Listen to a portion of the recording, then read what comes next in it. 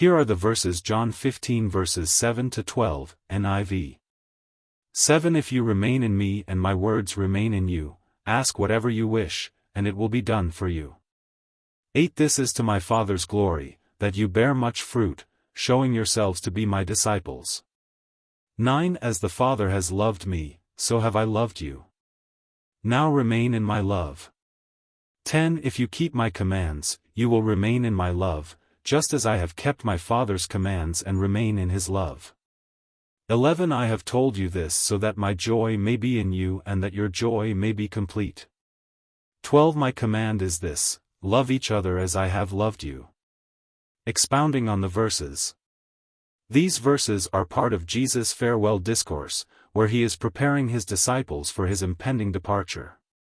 In this specific passage, he is emphasizing the critical importance of abiding in him and his words.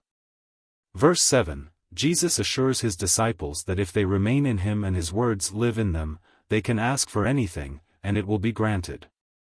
This is not a carte blanche promise for any desires but indicates that when we align our will with God's will, our desires become one with his, leading to answered prayers.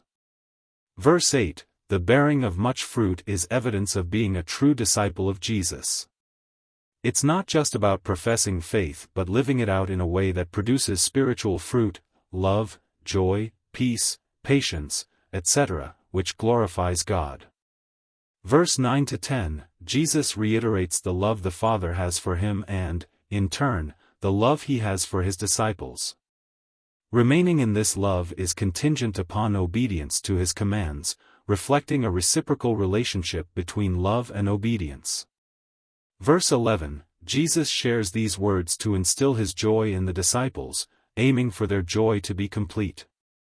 This joy is not contingent upon circumstances but is a deep, abiding joy rooted in a relationship with Jesus. Verse 12, the command to love each other is central. Jesus' standard of love is himself, a sacrificial, selfless, and unconditional love. The disciples, and by extension, all believers, are called to this standard of love. Application. Abiding in Christ, the passage encourages a life deeply connected to Jesus, akin to a branch abiding in the vine, drawing its life and sustenance. It challenges believers to examine if their lives are rooted in Christ. Obedience and love. It underscores a profound connection between obedience to God's commands and remaining in his love. It serves as a reminder that our love for God is expressed through our obedience. Joy in Christ. It speaks of a joy that is complete and unshakable, not based on external circumstances but rooted in the love and presence of Christ. Loving others.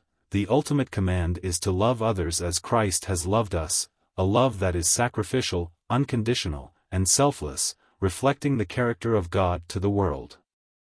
These verses, therefore, invite believers into a deep, intimate relationship with Christ, characterized by obedience, joy, and love, leading to a life that bears much fruit to the glory of God.